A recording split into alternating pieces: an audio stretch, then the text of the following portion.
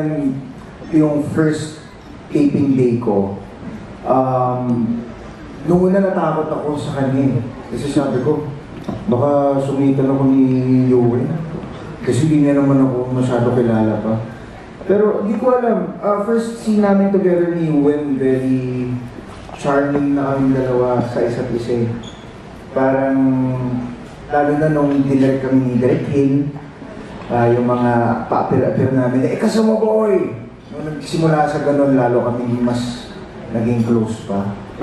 And, well, gaya nga nasabi ni Direk Michael and Miss Yula, si Yuen, pagkasama mo siya, hindi mo talaga siya matatrato as bata eh.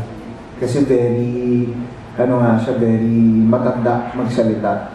So, saktong-sakto sa roles namin, 25 years old siya, ganun yung energy na binibigay niya sa akin. So, ganun din yung energy na binibigay ko sa kanya. And I am very happy na kami, close, very, very close kami ni Yuen ngayon.